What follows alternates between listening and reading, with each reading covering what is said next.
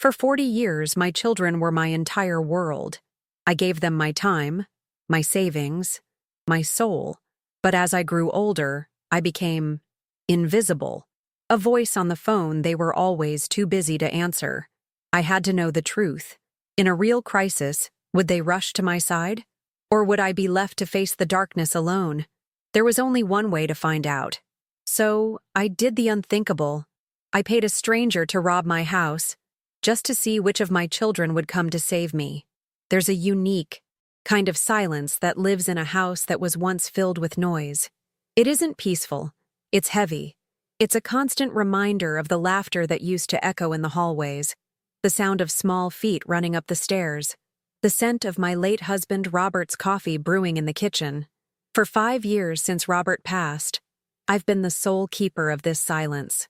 This house, the one we poured our life savings and our youthful dreams into, has become a museum of memories, and I am its lonely curator, walking through rooms where ghosts of the past are more present than the family I have in the here and now. Each morning, I wake up and the silence is the first thing to greet me. It's a loyal companion, I'll give it that. More loyal, it seems, than the people I built this home for. Robert and I always said this house was not for us. It was for them, for Mark, and for Chloe. It was meant to be their anchor, their safe harbor, the place they could always return to, no matter how far life took them. We envisioned decades of holiday dinners, of grandchildren spilling ice cream on this very carpet, of a home that grew with the family. And for a time, it was exactly that. But slowly, imperceptibly at first, the visits became shorter. The phone calls became more sporadic. The grand family dinners dwindled into hurried drop-ins. I told myself it was normal.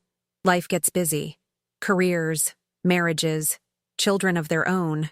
I understood. I truly did. I made excuses for them to myself, to my friends, convincing everyone, most of all me, that their love was just maturing, changing shape. It was a comfortable lie, and for a while, it was enough to keep the crushing weight of the silence at bay. My 72nd birthday was the first crack in the facade of that lie. I didn't expect a party. I'm not one for grand gestures. But a call. A simple call. That's all I had hoped for. I spent the day tidying up. I even baked a small lemon cake, Robert's favorite, telling myself it was a silly tradition I kept for him, but I was really keeping it for them. I sat by the phone, reading a book, pretending I wasn't waiting. By dinner time, the silence in the house was deafening. I ate a slice of cake alone at the big dining table, the flickering candle casting long shadows on the 10 empty chairs around me. The call from Mark came the next afternoon. "Mom, so sorry. Yesterday was just insane. We had this huge merger. I was in meetings until midnight. Happy belated birthday." I could hear the clicking of his keyboard in the background. I smiled with my voice, telling him it was all right, that I understood completely, but my heart felt like a lead weight in my chest.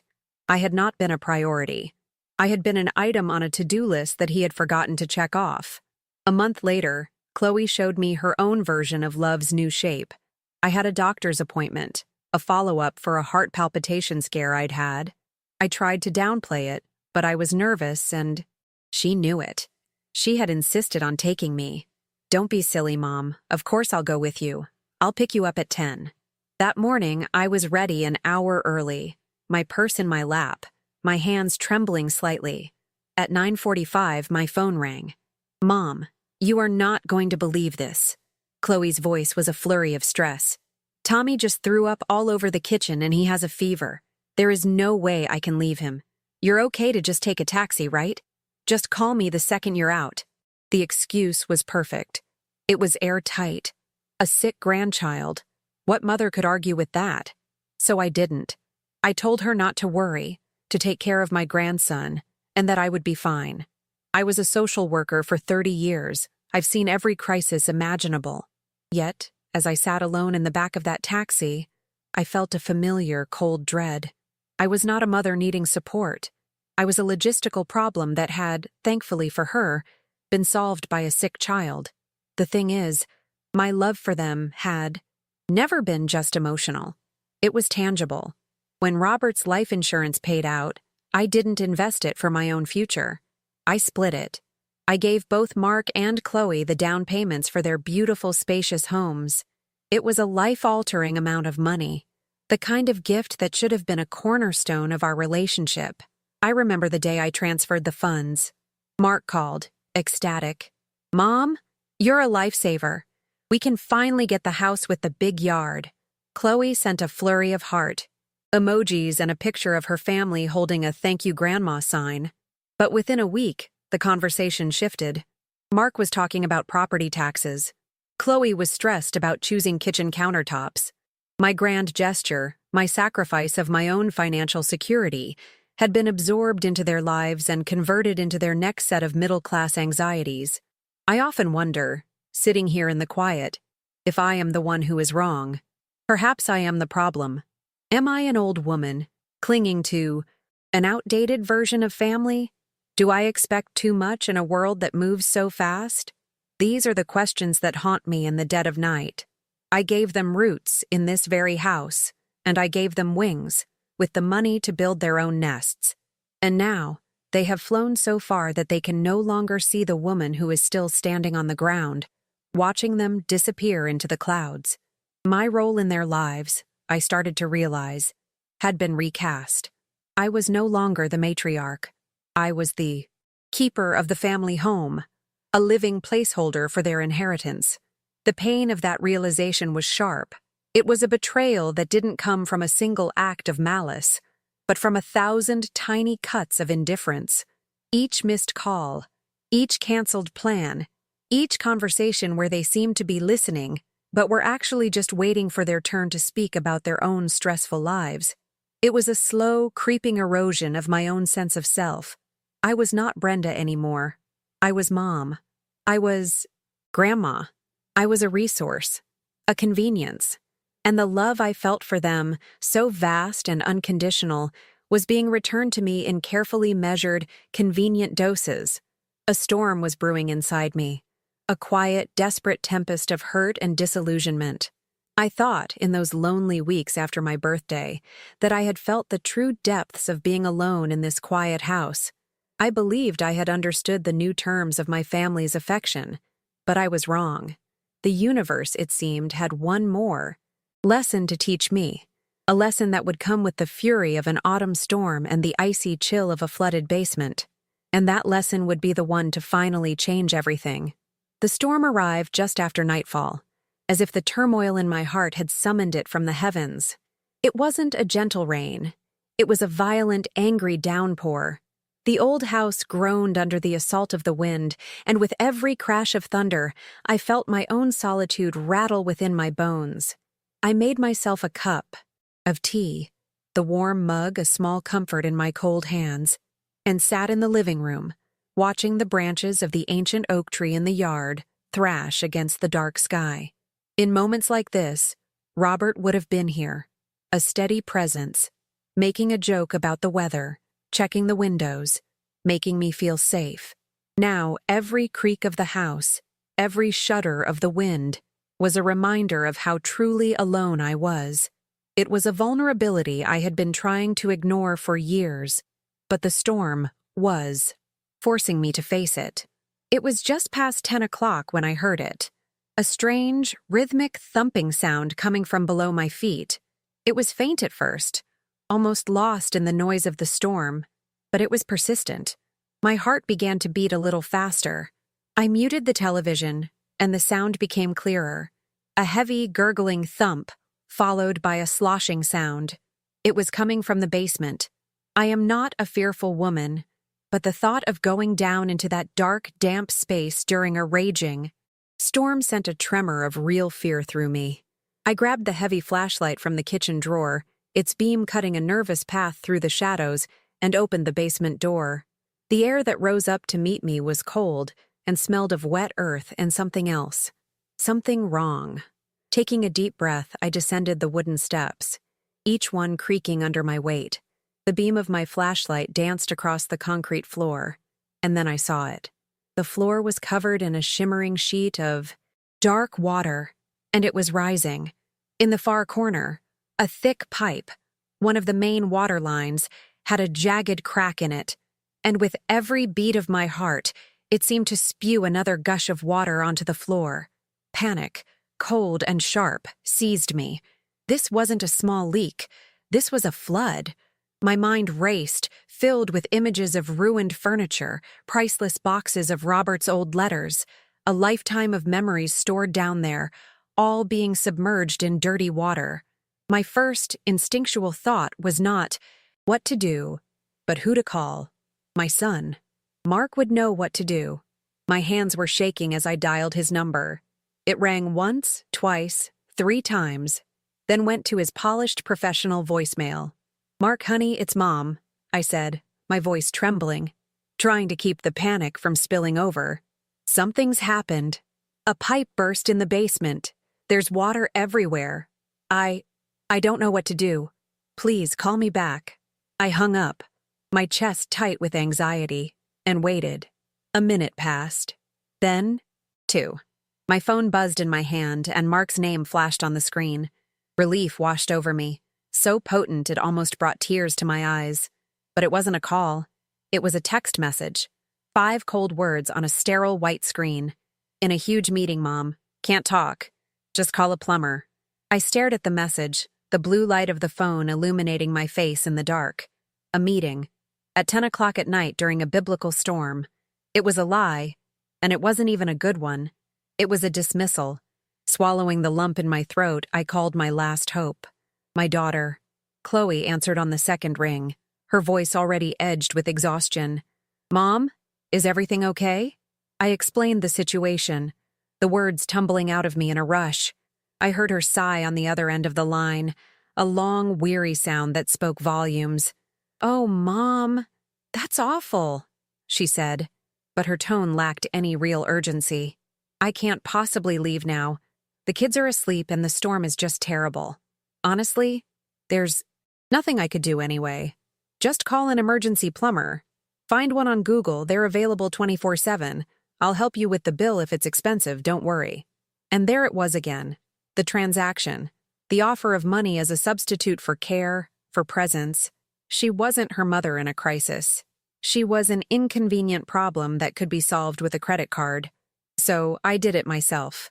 I found a 24-hour plumber, my fingers scrolling through my phone while my ankles were getting damp from the rising water.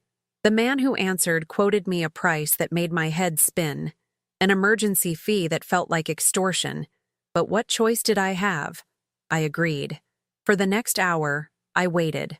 I was a prisoner in my own home, watching the floodwaters creep towards the boxes of my life, my heart pounding with a mixture of fear and a new, chilling anger. When the plumber finally arrived, a young man dripping with rain and smelling of exhaustion, I felt a wave of gratitude so intense it was embarrassing. He was a stranger, and yet he was the only person in the world who had come to help me.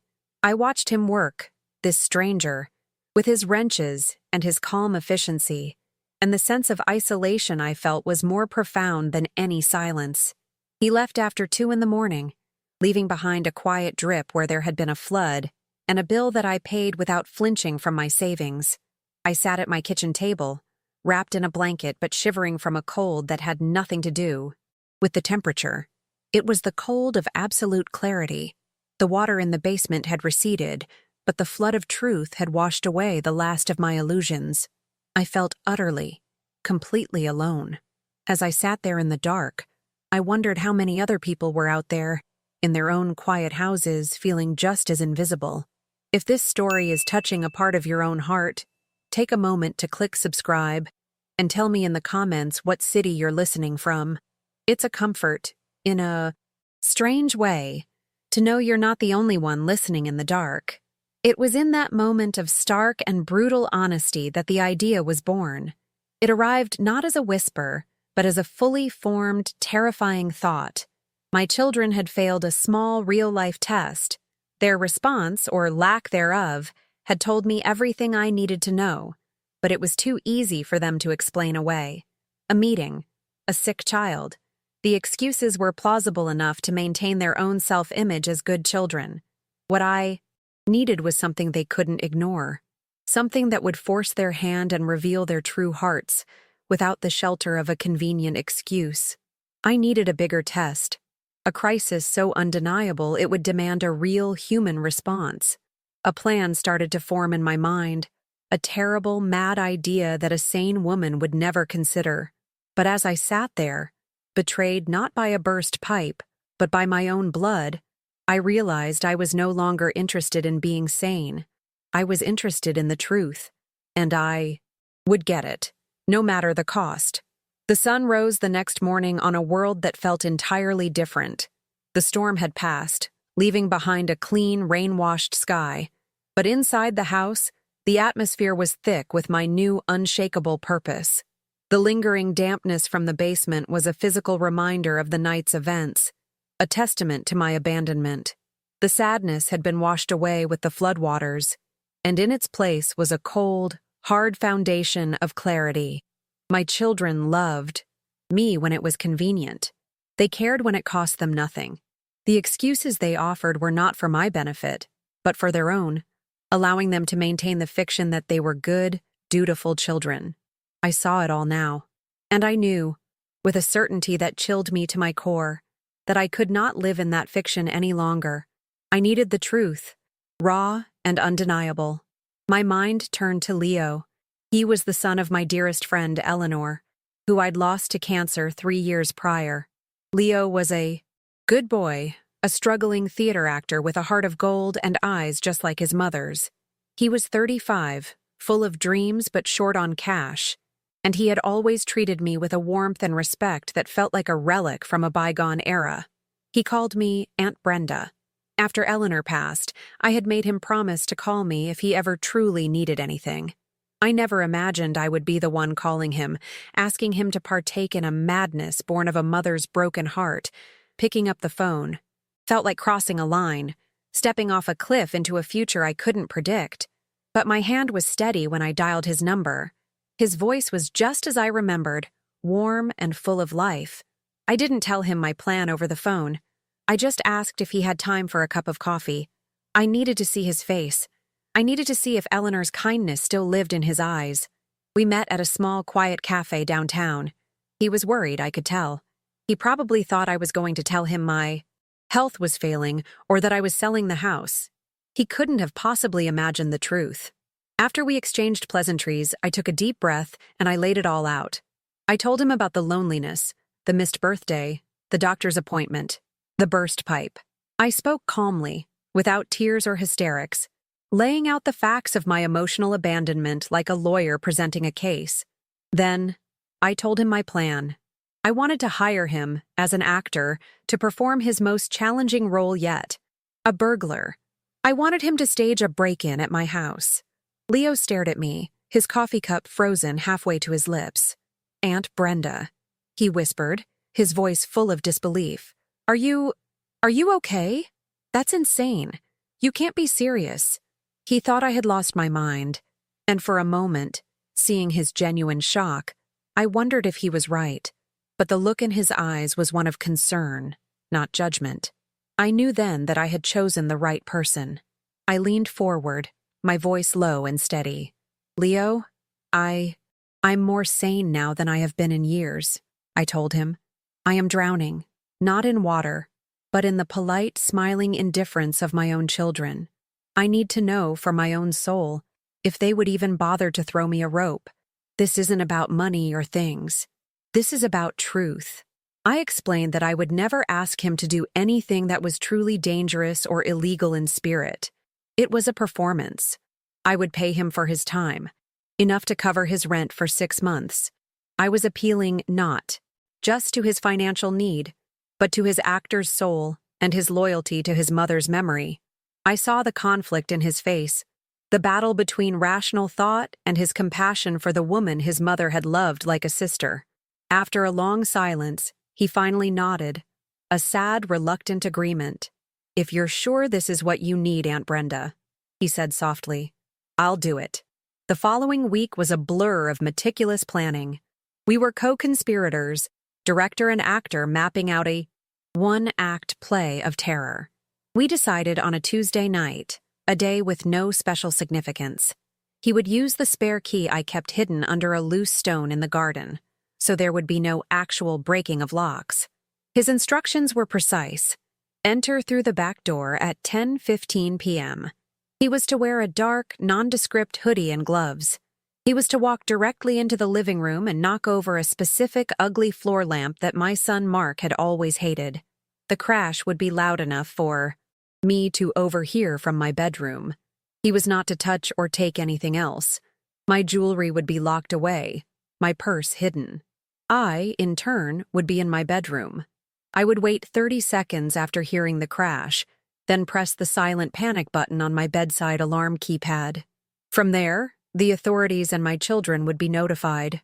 Our final planning point was the installation of a tiny, innocuous camera disguised as a phone charger in the living room, which would stream a live feed to my tablet. It was my secret eye on the stage we had set. The night of the performance, the house was stiller than ever. There was no storm, only a heavy, expectant silence. I went through my evening routine on autopilot, washing my face, brushing my teeth, my reflection in the mirror showing a woman I barely recognized. Her eyes were bright with a terrifying resolve. My heart was a frantic drum against my ribs. Was I a genius or a fool? A desperate mother or a manipulative monster? It was too late for those questions now. At 10 o'clock, I went into my bedroom, turned off the lights, and crept into the walk-in closet, leaving the door slightly ajar. I sat on a small stool in the darkness, my tablet clutched in my trembling hands, its screen showing an empty, silent living room.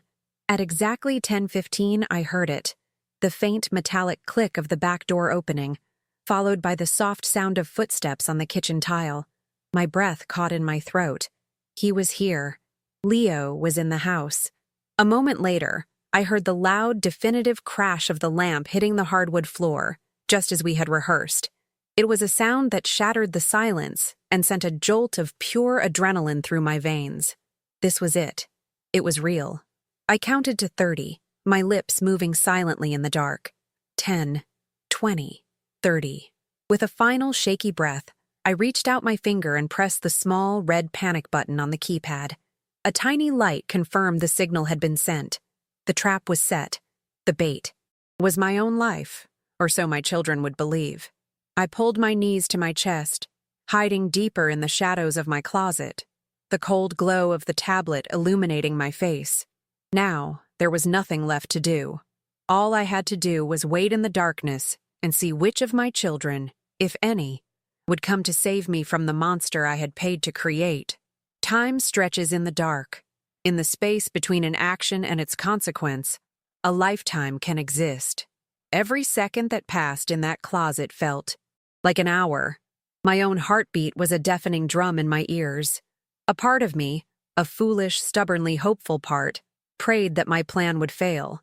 I prayed for the sound of screeching tires in the driveway, for a frantic, panicked call from Mark or Chloe, for any sign that would prove my terrible suspicions wrong.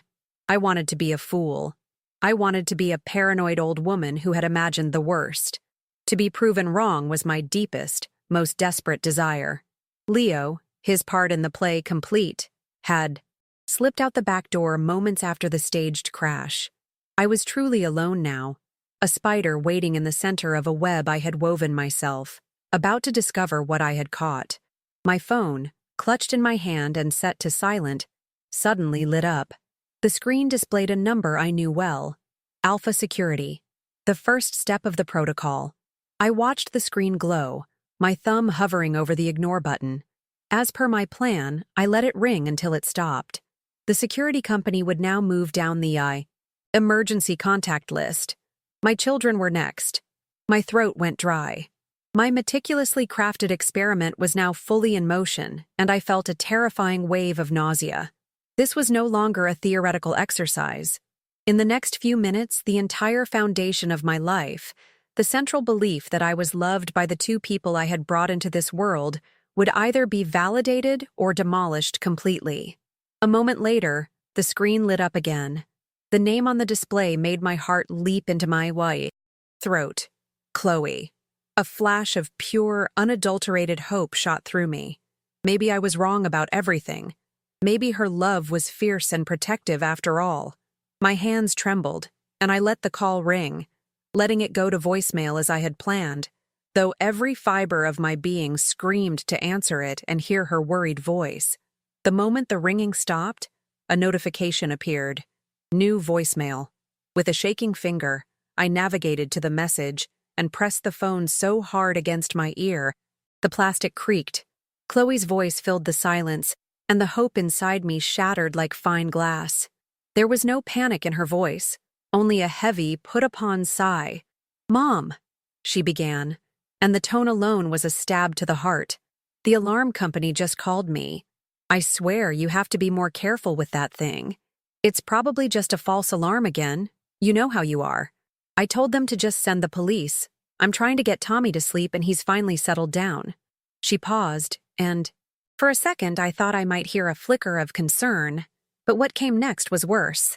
"Call me back so I know you're okay. But honestly, try not to set it off again. It really scares me half to death." The lie was so blatant, so self-serving. It wasn't fear me she was expressing. It was annoyance me. I was an inconvenience that had disturbed her evening routine. I was a faulty appliance that needed to stop malfunctioning. I replayed the message twice, the words echoing in the small, dark space, each syllable a fresh wound. The hollow feeling in my chest was so vast I thought I might collapse into it. Before I could even fully absorb the casual cruelty of Chloe's message, my phone lit up a third time. Mark. There was no hope left now, only a grim, morbid curiosity. I watched the screen glow, feeling nothing but a profound sense of finality. I let it go to voicemail. I waited for the notification. I pressed play. Mark's voice was exactly what I should have expected. Clipped, efficient, completely detached. "Mom, got a call about the alarm. I'm about 40 minutes away, so there's no point in me heading over now. The police are on their way, they'll handle it. Let me know what they say. Make sure the doors are locked." He didn't ask if I was okay. He didn't ask if I was scared. He assessed a problem, confirmed a solution was in progress, and delegated the responsibility. It was a business transaction. My terror, my potential danger, was a line item on his evening's agenda, now efficiently outsourced to the proper authorities. There was no emotion, no concern, just logistics. I lowered the phone, the two voicemails delivering a verdict more final than any judge's gavel. The love I had nurtured for over 40 years had been returned to me as an annoyed sigh and a status report. In my moment of greatest staged need, my children had done nothing. They had left me for dead. The pain of that realization was a physical thing. It was a pressure in my chest, so intense I couldn't breathe. It was the crushing weight of a lifetime of self-deception. But as I sat there, gasping for air in the darkness, the tears I expected did not come. Instead, the pain began to cool. It began to harden.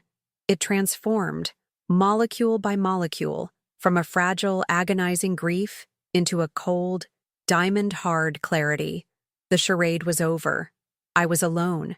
And in that, there was a strange, terrifying freedom.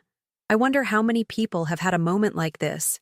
A single, devastating moment where the truth becomes so clear it changes the entire landscape of your life.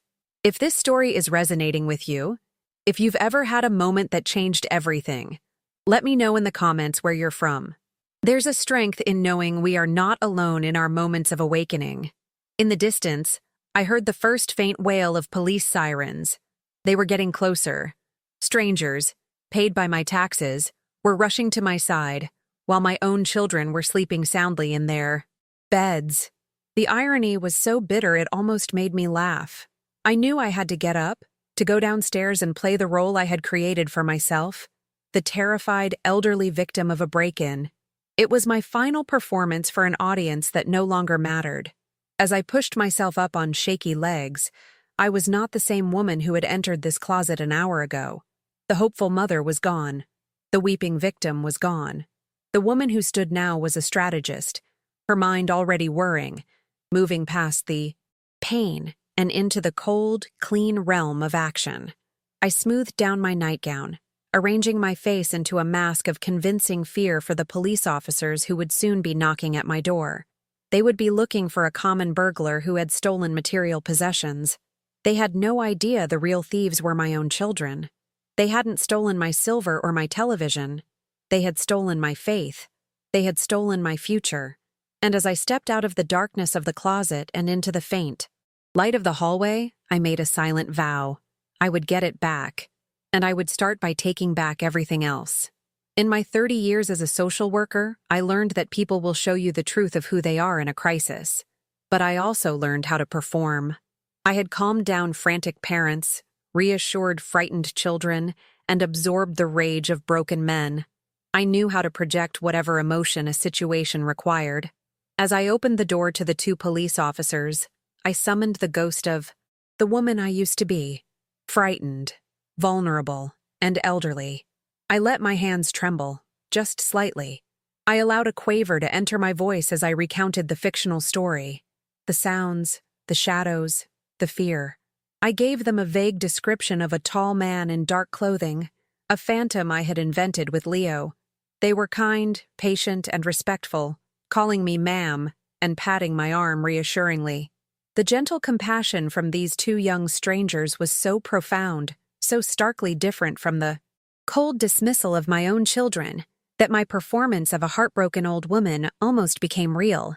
They left after about an hour, leaving me with a case number and a brochure on home security. As I locked the front door and switched off the porch light, the mask of the victim fell away. The house was quiet again, but the silence had changed. It was no longer the heavy, oppressive silence of loneliness. It was the clean, quiet hum of a command center. I walked through the rooms, but I wasn't seeing memories anymore. I was seeing assets. The mahogany dining table Robert and I had saved for years to buy was no longer a symbol of family dinners. It was a line item in a potential estate sale. The paintings on the wall were not heirlooms. They were capital. The emotional ties I had to this place had been systematically severed by two voicemails. The house was no longer my home. It was simply my way out. I slept soundly that night, a deep, dreamless sleep, for the first time in years. When I awoke, the sun was streaming through my bedroom window, and I did not feel a single pang of my usual morning melancholy. I felt a surge of energy, a sense of purpose that was as invigorating as the strong black coffee I brewed for myself. I walked to the old oak desk in the study, Robert's desk, which had sat mostly unused for 5 years. I wiped a thin layer of dust from its surface, sat down in the leather chair, and took out a fresh legal pad. At the top of the page, I wrote a single word: freedom. Below it, I began to make a list. The first 2 items were lawyer and realtor. The ghosts of the past were being evicted. Brenda, the strategist, had moved in. My first call was to Arthur Davison, my lawyer for the past 20 years, a man who had handled Robert's will with quiet dignity. I was careful with my words, keeping my tone professional and direct. I didn't tell him about my children's betrayal. I simply informed him that after the recent break-in, I no longer felt safe in the house and was considering making some significant life changes. Arthur, I said, my voice firm, I need to understand the most efficient way to liquidate my primary assets, including the house, and restructure my estate. I am interested in setting up a new private trust, solely in my name. I could hear the surprise in his silence. Are Mark and Chloe aware of this? He asked carefully. They are aware that I am considering my options, I replied. A statement that was technically true. I was considering my options, and I had chosen myself. The second call was easier. I researched the top real estate agent in the county, a woman named Cynthia Moore, whose face smiled out from billboards with the slogan, "Sold." She answered on the second ring, her voice a whirlwind of cheerful energy. I matched her professional tone. Cynthia, my name is Brenda Gable. I'm the owner of the large colonial on Willow Creek Drive. I need to sell it. I could almost hear her calculating the commission in her head. That's a wonderful property, she chirped. Are you looking to downsize in the area? No, I said simply. I'm looking for a fast, quiet sale. After a break-in a few nights ago, I've decided it's time for a change. I was using their lie, their narrative of my fragility, as the very engine of my escape. It was a perfectly crafted, publicly acceptable reason that would shield my true motives from the world, and most importantly, from them. That afternoon, I began to pack, but I didn't start with the essentials. I didn't pack clothes or toiletries. I went to the attic and pulled down a dusty box filled with my own history, a history that predated my husband and my children. I packed the journals I had kept as a young woman, full of angsty poetry and dreams of traveling the world. I packed the photos of my college friends, a group of wild, laughing girls on the cusp of adulthood. I packed my father's old pocket watch and my mother's favorite scarf. These were the items that belonged to Brenda, not to Mom or Grandma. They were the artifacts of a life I had almost forgotten I'd lived. With each item I wrapped carefully in tissue paper. I felt like I was reclaiming a piece of my own soul. Just as I was closing a box of old vinyl records, my phone rang. It was Chloe. Her voice had none of the warmth of a concerned daughter, only the perfunctory tone of someone checking an item off a list. "Hey, Mom, just calling to see how you are. Did the police find anything?" she asked, a touch of impatience in her voice. "No, honey, they didn't," I said, my own voice placid and calm. "But everything is fine now. The house is secure." "Oh, okay, good," she said, and I could hear the relief in her voice, the relief of the conversation being over. "Well, I have to run. Tommy needs help with his homework. Talk to you later." The line went dead. I stood there for a moment, the phone in my hand, and felt a wave of confirmation. There was no remorse, no lingering concern. I had been a task. Now, I was a task completed. Cynthia, the realtor, was scheduled to come the next day to assess the house and begin her marketing plan. That evening, I walked through the living room, my eyes lingering on the framed photos sitting on the mantel. Mark and Chloe as gap-toothed children, on family vacations, at their college graduations. For a moment, I expected to feel a pang of sadness, a wave of nostalgia, but I felt nothing. It was like looking at pictures of someone else's family, someone else's life. They say you can't put a price on memories, but I was about to find out exactly what this house full of them was worth, and I knew, with a certainty that settled deep in my bones, that its price was my freedom. Cynthia Moore was exactly as her billboards promised, a force of nature. She swept into my house with a leather portfolio, a 1,000-watt smile, and an air of unstoppable competence. I played my part to perfection. I was the recently widowed, slightly shaken old woman who simply couldn't manage such a large house on her own anymore. I pointed out the so-called security vulnerabilities, the back door, the large, dark yard, all things that had never bothered me before, but served my narrative now. Cynthia nodded sympathetically, her eyes darting around, not seeing my fear, but seeing crown molding, hardwood floors, and a prime location. She saw a swift, lucrative commission, and I saw a swift, clean getaway. We were perfect partners, even if she only understood half of the transaction. We sat at the kitchen table, the same table where I had endured decades of my children's fleeting visits. Cynthia laid out a glossy marketing plan full of talk about staging, virtual tours, and aggressive social media campaigns. I listened patiently, then gently took control. "Cynthia," I said, my voice soft but firm, "I have one condition. There will be no open houses. Showings will be by private appointment only to financially pre-approved buyers. The break-in has left me very anxious about strangers walking through my home." Cynthia, seeing this as a reasonable request from a traumatized client, agreed immediately. In truth, it was a strategic move. It minimized the odds of a nosy neighbor attending an open house and immediately reporting to Mark or Chloe. I was managing the flow of information, ensuring the bomb would go off on my terms, on my timeline. We agreed on a price that was just under market value to encourage a quick, decisive sale. Once Cynthia left, the great purge began. I didn't just pack, I demolished the life my children thought they were set to inherit. I called an estate sale company, and a kind elderly gentleman named Mr. Gable, a coincidence that made me smile for the first time in weeks, came to appraise the contents. I walked him through the house, my heart beating with a steady, calm rhythm.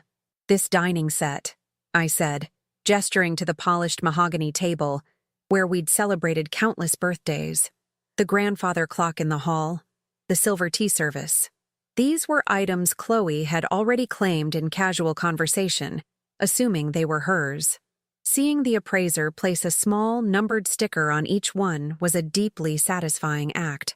I was not preserving a legacy for them. I was converting it into fuel for my own. They were just things, heavy anchors tying me to a shore I was desperate to leave. With every sticker, I felt another rope being cut. While the estate sale was being organized, I fortified my finances. It was one thing to sell the house, but it was another to make the proceeds disappear from their sphere of influence. I went to the small local bank where Robert and I had been customers for 50 years. The teller greeted me by name. I felt a small pang of sadness, not for the bank, but for the life of trust and community it represented. I closed my accounts, liquidating my CDs and moving every last penny. The bank manager, concerned, tried to talk me out of it. I simply explained I was moving to be closer to family. Another technically true statement. My new family would be the sun and the ocean. From a public computer at the library, I had opened a new account with a national bank based in California. The wire transfer was the most liberating transaction of my life. I was systematically erasing Brenda Gable of Ohio. That night, surrounded by boxes and the ghosts of my past, I took the most definitive step of all. I opened my laptop, the screen illuminating my determined face in the darkened room. I bypassed the news sites and my email and went directly to an airline's website. I typed in my departure city and my destination, San Diego.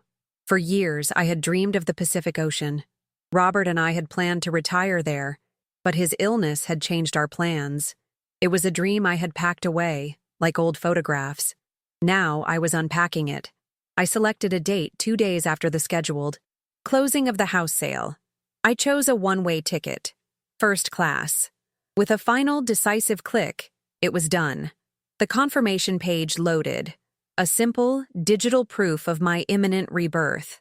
I printed the ticket and tucked it into a copy of a book from my college days, a book about a woman who travels the world alone. The sale of the house happened faster than even Cynthia had predicted. A young doctor and his wife, expecting their first child, fell in love with it. They saw it not as an old, empty house, but as a place to build their own dreams, just as Robert and I once had. They made an offer above our asking price and waived most of a home inspection. It was clean. It was fast. I accepted their offer without a moment's hesitation. The closing was set. The final date on my calendar was circled in red. My escape was no longer a plan. It was a scheduled event. Throughout this whirlwind of clandestine activity, my life on the surface remained placidly normal. Mark called one afternoon. His voice distracted as always. He needed to know where I kept the old tax returns for the house, something for his accountant. I calmly directed him to the filing cabinet in the study, my heart not even skipping a beat. I listened to him talk about a stressful week at work, offering the same maternal murmurs of sympathy I always had. The call ended without him once asking how I was feeling after my ordeal. The disconnect was staggering. I was engineering the single greatest upheaval of our lives, and he was worried about a tax deduction. He couldn't see past the end of his own balance sheet. The day before the final walkthrough, I looked out my front window. A young man from Cynthia's office was hammering a new sign into my lawn. It was a long red banner that stretched across the top of the original for sale sign. It had one bold, triumphant word printed on it: sold. It was a declaration to the entire neighborhood, a point of no return. A neighbor driving by slowed his car, pointing at the sign for his wife to see. My secret was no longer contained within these four walls. It was now a public proclamation on a quarter-acre of manicured grass. The fuse had been lit. It was now only a matter of time before the explosion reached my children. There is a unique power in knowing a secret that is about to be revealed. For 3 days, I lived in that power. The sold sign on my front lawn was like a lighthouse beacon, and I knew it was only a matter of time before one of my children's ships crashed upon its rocks. I envisioned the moment with startling clarity. I pictured Mark, driving home on a Friday afternoon from his golf game, the top down on his expensive convertible, complaining into his Bluetooth headset about a missed putt. He would turn onto my street, a familiar shortcut, and his eyes would idly drift over to my house. And then he would see it. I could almost feel the physical jolt it would send through him, the sharp intake of breath, the confusion, hardening into indignant rage. I had been waiting for that moment my entire life, it seemed. I didn't have to wait long. It was just after 4 o'clock on Friday when my phone, sitting silently on the table beside me, lit up with Mark's name. A small, cold smile touched my lips. I watched the phone vibrate against the polished wood, letting the call ring until it went to voicemail. The silence that followed was brief. A second later, a text message notification appeared. The words were exactly as I had imagined, dripping with entitlement and devoid of any real concern. Just drove by the house. What the hell is that sign in the yard? Call me now. There was no, "Hi, Mom, hope you're okay." Just a demand. An accusation. As if I were a disobedient employee who had violated company policy. Before I could even put my teacup down, the phone lit up again. This time, it was Chloe. Mark, in his panic, had obviously called his sister immediately. A united front of outrage. I let her call go to voicemail as well. Then, the real barrage began. My phone started buzzing incessantly, a flurry of texts from both of them, creating a digital transcript of their shared panic. From Mark, "She's not answering." Then, "Did you know about this?" From Chloe, "Of course not. I have no idea what's going on." Then, directly to me from Chloe, a masterpiece of manipulative concern. "Mom, pick up the phone. We are worried sick about you." The phrase, "worried sick," was so laughably false, so transparently a performance that I almost did laugh out loud. They weren't worried sick. They were furious. I decided it was time to listen to the voicemails. I pressed play on Chloe's first. Her voice was high-pitched, frantic, a performance of hysteria. "Mom, Mark just told me you're selling the house. What is going on? Did that robbery make you go crazy? You can't just make a decision like this without talking to us. That is our family home. What were you thinking?" The emphasis on our. Family home was the tell. It had never been our home when the pipes burst or when the lawn needed mowing. It only became our home when she felt her claim on it was threatened. Next, I played Mark's message. There was no fake hysteria in his voice, just pure, undiluted anger. "Mom, I don't know what kind of game you're playing, but it ends now. You call me back. We need to talk about this. Immediately." It was a command from a man who had just realized his inheritance was walking out the door. In the face of their escalating panic, I felt a profound sense of calm. It was like watching a storm rage from behind a thick, soundproof window. Their chaos could not touch me. I made myself another cup of tea, adding a slice of lemon. I read their frantic messages as if they were data points in a scientific study, each one confirming my initial hypothesis. Their fear was not for my safety or my sanity. Their fear was for their loss of controls, for the loss of an asset. They had seen me as a quiet, predictable fixture in their lives, the reliable keeper of their childhood home. That fixture had just proven to be a stick of dynamite, and they couldn't comprehend it. They had never really seen me at all. I let them stew in that panic for 3 more hours. My silence was my new weapon.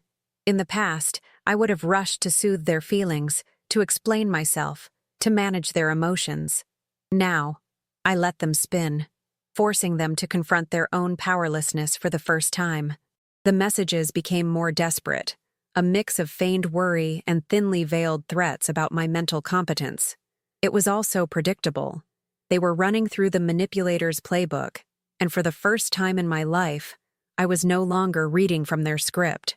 As evening began to settle, casting long shadows across my nearly empty living room, I decided the time was right. They had been given enough rope to hang themselves with their own words. I picked up my phone, my movements slow and deliberate. I didn't call them. Calling would imply a dialogue between equals. Instead, I opened a new text message and added both Mark and Chloe as recipients. My fingers were steady as I typed out a short, simple message.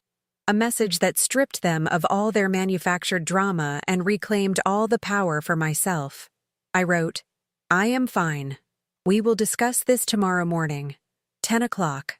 The corner bakery on Main Street. Not the house."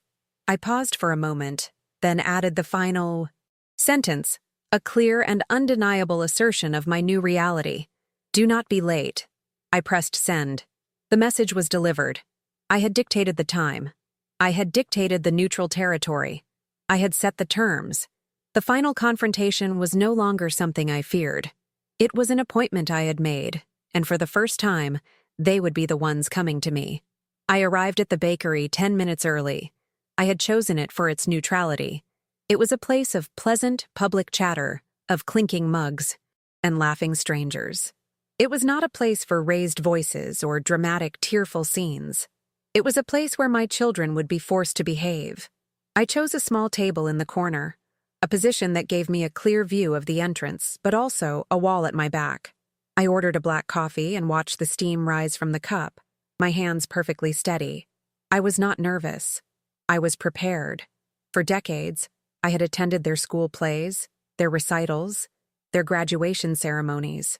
Now, they were about to attend mine, and I was the writer, director, and star of this final one-act performance. They arrived at precisely 10 o'clock, walking through the door together, a united front of manufactured concern. They looked tired and angry, the way people do when they've been up all night strategizing a fight they already feel they are losing. They scanned the room, and their eyes locked on me. They approached my table with a grim determination, their faces a carefully constructed mask of filial piety. Chloe sat first, reaching across the table to put her hand on mine. It was cold. "Mom," she said, her voice an octave too high, laced with fake sweetness. "We were so worried. Why did you put us through that? We would have come right over." Mark sat down more heavily, dispensing with the pleasantries. "Let's just stop, Chloe," he said, his eyes fixed on me. "Mom, what is going on? Selling the house, our home, without a single word to us?" I took a slow, deliberate sip of my coffee, letting his question hang in the air, robbing it of its intended accusatory power. I placed the cup back on the saucer with a soft click. I looked at Mark, then at Chloe, and I saw them not as my children, but as two adults I was meeting for the first time. "I am selling house," I said, my voice quiet, but clear and hard as steel. Every person at the nearby tables could have heard me, yet my words were for them alone. "The house that your father and I worked for 30 years to buy. The house whose mortgage I paid off with my teacher's salary. The house whose pipes I deal with when they burst in the middle of the night. The house I have lived in, alone, for 5 years. I emphasized the word my with a gentle, unyielding pressure. The color drained from Chloe's face. "But the memories," she stammered, falling back on the sentimental argument she must have rehearsed. "It's our childhood home, our heritage." Mark chimed in, leaning forward. "This isn't about you, Mom. This is about family. You don't just dismantle a family's history on a whim." I almost smiled at his audacity. I let him finish, then I leaned forward myself, my gaze unwavering. "You're right, Mark. This is about family," I said, my voice dropping lower, forcing them to strain to hear me.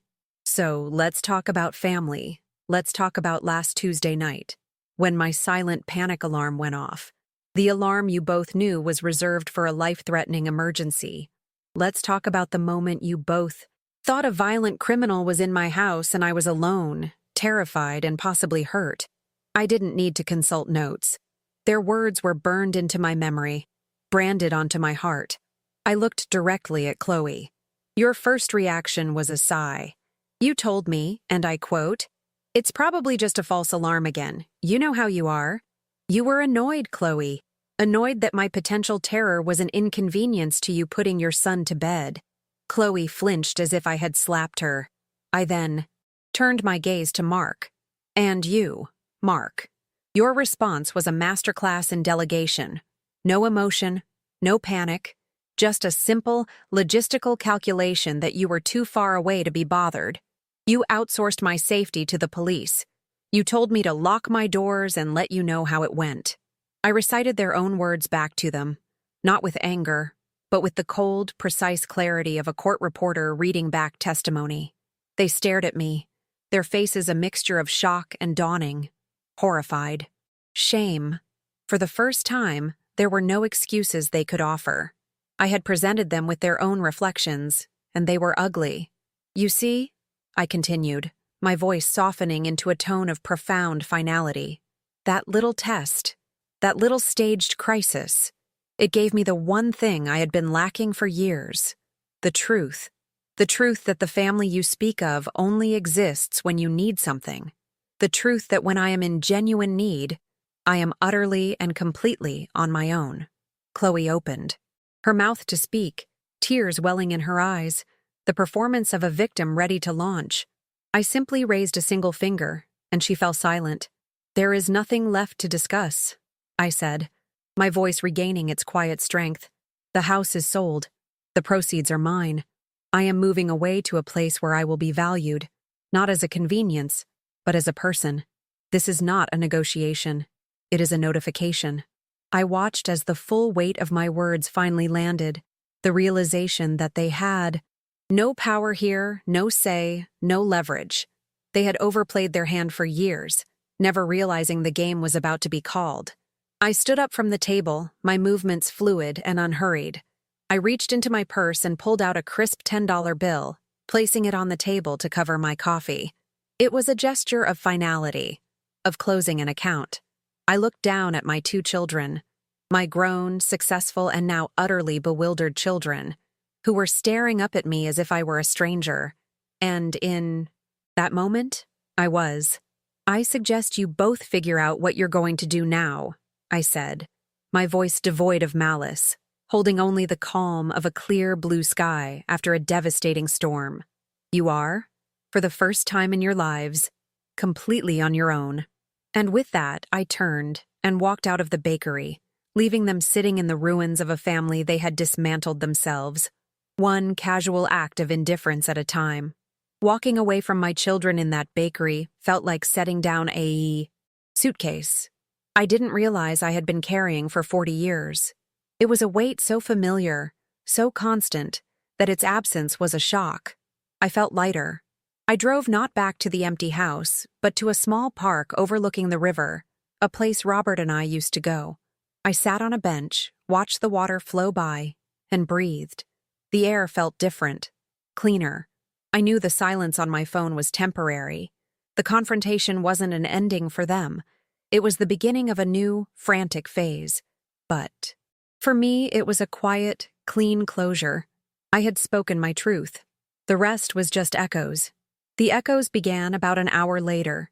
The initial shock had worn off, and my children had clearly regrouped and decided on a new strategy. The angry demands were gone, replaced by a flood of saccharine, desperate pleas. Chloe sent a photo of my grandchildren, their faces smiling and innocent, with the caption, "They miss their grandma." It was a clumsy, transparent attempt at emotional blackmail. Mark sent a long, rambling text about how he was under a lot of stress at work and hadn't been himself lately, ending with, "Let's just have dinner, Mom. We can fix this. I'll do better." They were apologies born not of remorse, but of panic. They were trying to find the right combination of words to unlock the bank vault they had just discovered was closed. I decided to answer one more call. It was Chloe, and when I picked up, I was met with a torrent of practiced theatrical sobs. "Mom," she cried, her voice thick with fake tears. "I'm so sorry. I've been a terrible daughter. I didn't realize how you were feeling. Please, just don't do this. Don't abandon us."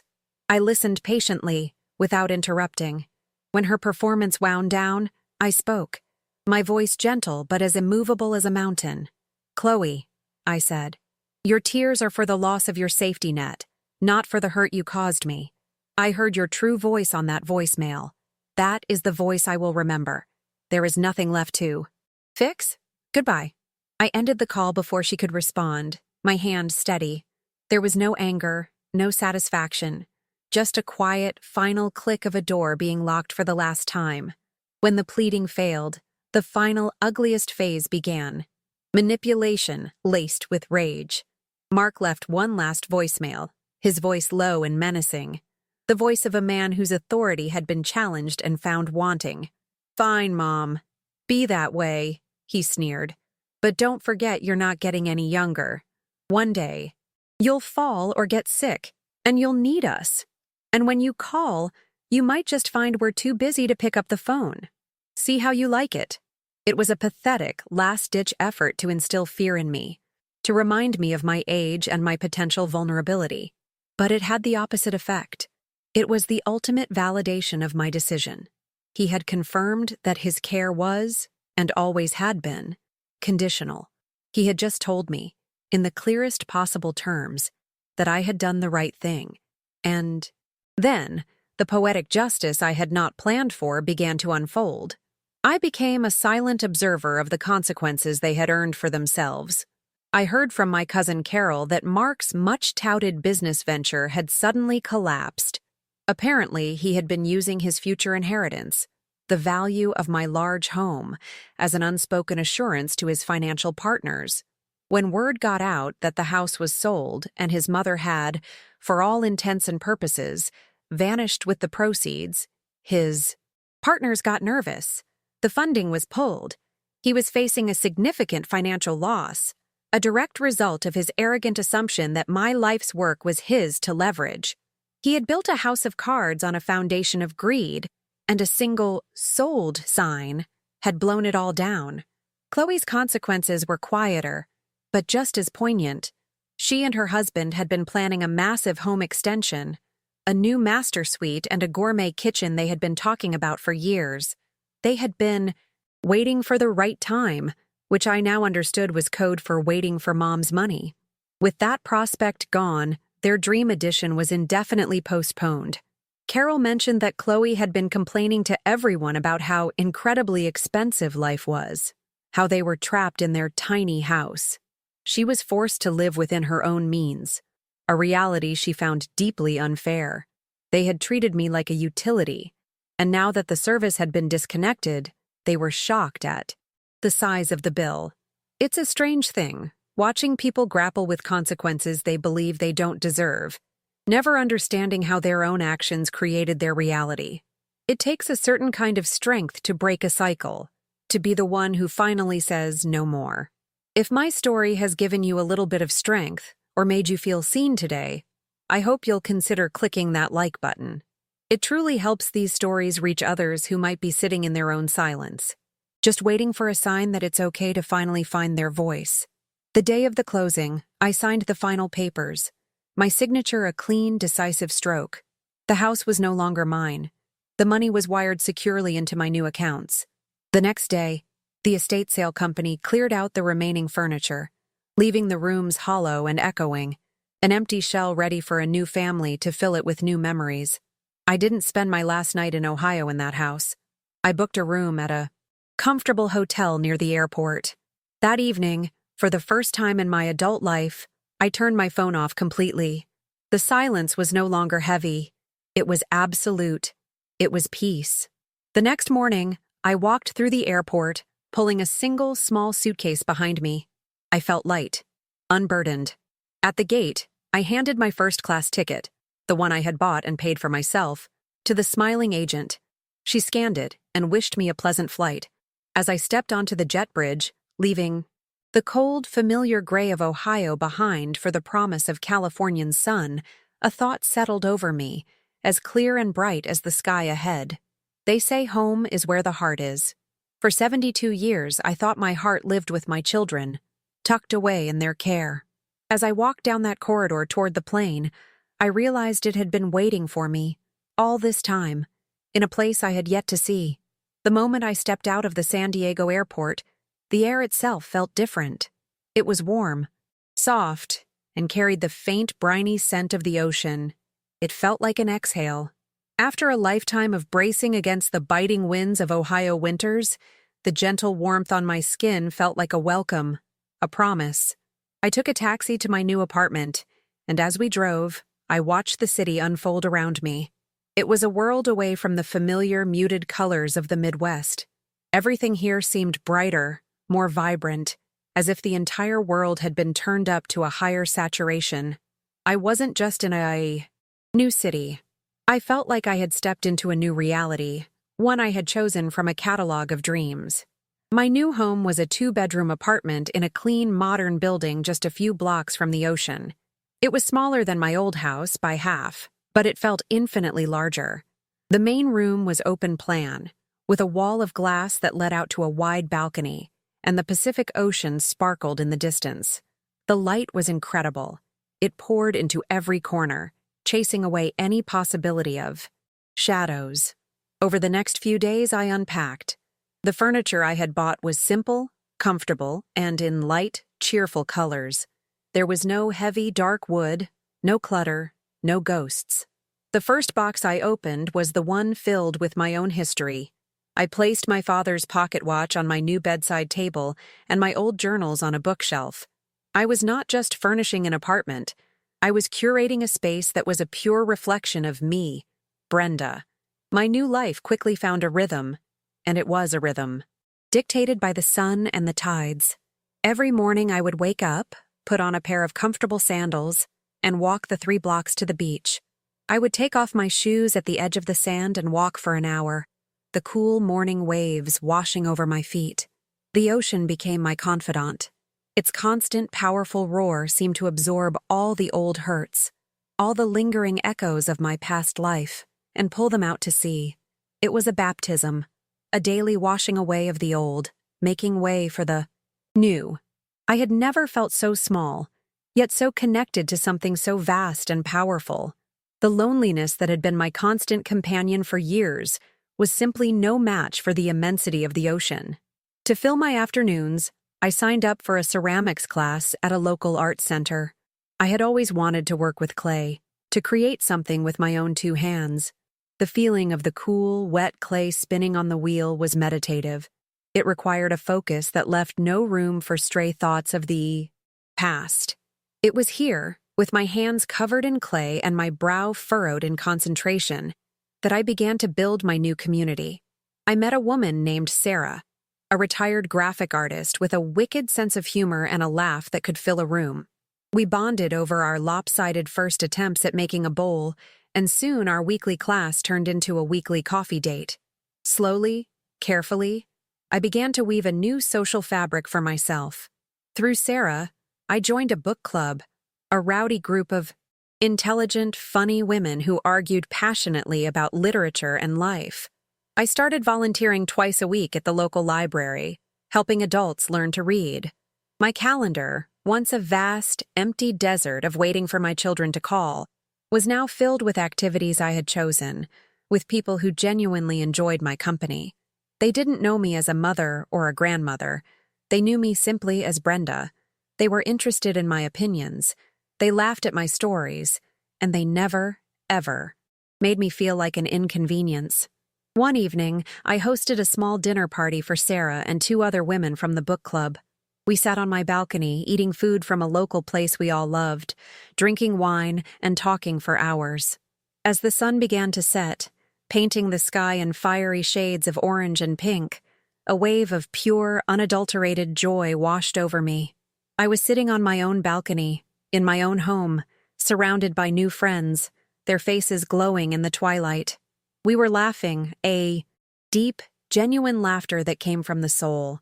In that moment, I realized the silence in my life was truly gone, replaced not by the noise of obligation or the static of indifference, but by the warm, rich sound of genuine connection.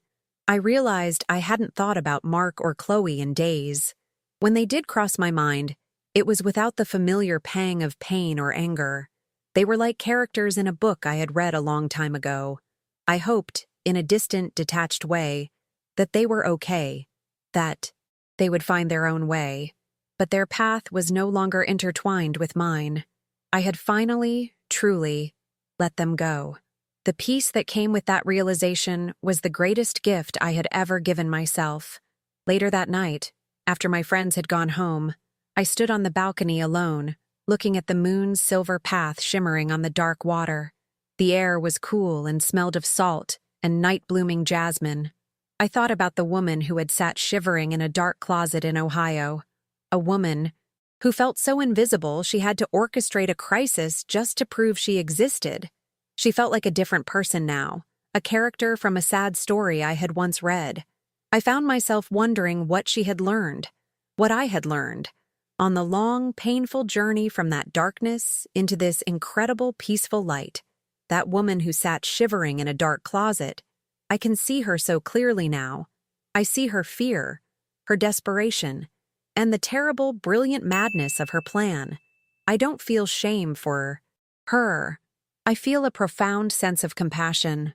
I understand now that her plan, as extreme as it was not an act of aggression.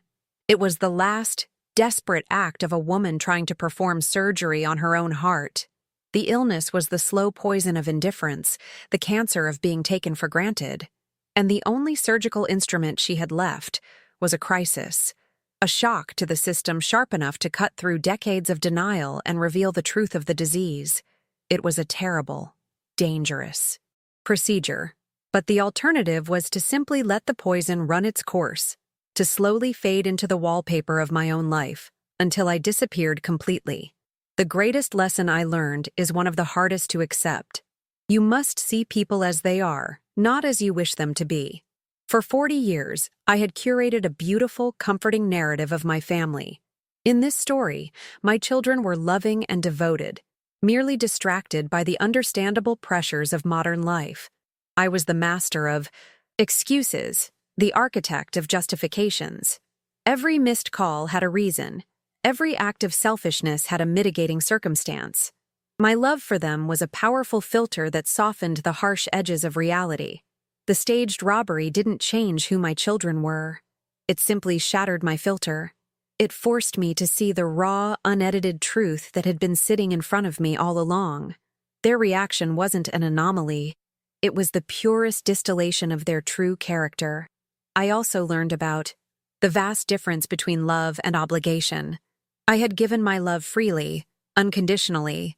It was a boundless resource. They, in turn, had been paying me back with the spare change of obligation. Their love was a tax they paid reluctantly, a duty they performed with a sigh. They felt they to call, they to visit, and that sense of duty had long ago curdled into resentment, making me the unwitting symbol of their burden. The dynamic was unsustainable. It was a truth I had refused to see, because the alternative was too painful. The alternative was admitting that the unconditional love I felt was not being returned. The crisis I created didn't destroy our family. It simply exposed the truth that the family I believed in had ceased to exist long ago. But perhaps the most important lesson was not about them at all. It was about me. For most of my life, my identity was defined by my relationships. I was Robert's wife. I was Mark and Chloe's mother. When Robert passed away and my children grew distant, the pillars of my identity crumbled, and I didn't know who was left in the rubble. I felt invisible because, without their reflection, I had forgotten how to see myself. The journey from that dark closet in Ohio to this sun-drenched balcony in California was a journey back to Brenda. I had to learn to be my own provider, my own protector, and most importantly, my own source of validation. I had to learn that my worth was not measured by how much my children needed me, but by my own capacity for resilience, for joy, and for courage. People might ask if I have forgiven them. I have come to realize that forgiveness isn't the right word. Forgiveness implies that there is a relationship left to repair, a debt to be absolved. I have moved beyond that. What I feel now is a sense of release. I have released them from the impossible expectation that they be something they are not, and I have released myself from the painful hope that they would ever change. I accept who they are, and I accept that their place in my life is in the distant past. I wish them peace, truly, but I will love them from afar, from a place so far away that their indifference can never, ever touch me again. That is a more honest and profound peace than any hollow reconciliation could ever offer. I sometimes speak to her in my mind, that woman in the closet. I thank her for her courage. I honor her pain. I tell her about the warmth of the sun and the sound of the ocean. I tell her that her mad, desperate gamble paid off in ways she could never have imagined. Every happy moment I experience now, every new friendship, every beautiful sunset, was purchased with her tears and her terror on that single transformative night. She chose to walk through the fire, and because of her, I now live in the light. She didn't just save my life, she gave me a new one entirely. The journey taught me that sometimes, the most loving thing you can do for yourself is to walk away. It taught me that setting a boundary is not an act of cruelty, but an act of profound self-respect. It is the declaration that you will no longer participate in a dynamic that diminishes you. You will no longer accept a love that feels like a burden. You will no longer make yourself small to accommodate the comfort of others. You will stand up, even if your legs are shaking, and you will choose yourself. The silence I once feared, the heavy, waiting silence of an empty house in Ohio, is something I now cherish. But it is a different kind of silence. It is not the silence of being forgotten or ignored. It is the rich, peaceful silence of a soul that is finally, completely at ease. It is a quiet so profound, so full of contentment, that it can only be called by one name: victory. There is a laughter that comes from deep within your soul. It's a sound I didn't think I remembered how to make. But here, on this beach, with these women who have become my chosen family, it comes as easily as breathing. We were laughing about a terrible pun Sarah had made, a silly, ridiculous thing, but in that moment, it was the funniest thing in the world. As the sound of my own joyous laughter reached my ears, I had a fleeting ghost of a memory. Me, sitting alone at my enormous dining table in Ohio, the silence of the house so heavy it felt like a physical weight, my ear trained for the sound of a phone that rarely rang. The contrast between that woman and the woman I am now, with sand between my toes and tears of mirth in my eyes, is so vast it takes my breath away. That lonely woman in Ohio believed that family was a fortress you were born into. This woman, the one sitting on the beach, knows better. She knows that family is a garden you choose to tend. It's the friend who brings you soup when you have a cold. It's the neighbor who helps you carry your groceries. It's these women, right here, who listen to my stories, who value my thoughts, and who show up, time and time again, with open hearts and no agenda other than shared companionship. Family is not defined by blood, but by respect. It is not an obligation, but a privilege. The fortress I thought I had lost was, in fact, a prison I have finally escaped. This garden I am now tending is infinitely more beautiful. We sat and watched as the sun dipped below the horizon, leaving a final, brilliant streak of color across the sky. In that perfect, peaceful twilight, no one spoke. We simply shared the beauty of the moment. And I thought about the future, not with the anxiety of an old woman counting her remaining days, but with the excitement of a young woman staring at a blank map. I want to see Italy. I want to learn how to paint with watercolors, not just work with clay. I want to continue helping people at the library, to watch the light come on in their eyes when they read their first complete sentence. My life did not end when I left Ohio. It finally began. My story is not one of revenge. I see that now. Revenge is a hot, burning fire that consumes you. What I chose was a cool, clean severance. It was the quiet, dignified act of closing a door on a room that had become cold and empty, and walking down a hallway toward a room filled with light and warmth. The ultimate triumph was not in their loss, but in my gain. I did not win by watching them fall. I won by learning how to stand on my own. I won by rediscovering the woman I was always meant to be, the one who was buried under decades of duty and quiet disappointment. I chose to tell this story, to lay bare my most vulnerable moments, because I know with every fiber of my being that I am not the only one. I know there are others out there, sitting in their own quiet houses, feeling invisible, believing their worth is tied only to what they can give to others. It is to you I am speaking now. If my journey has touched your heart today, if it has made you feel even a little less alone, giving this video is a beautiful way to send a signal of understanding.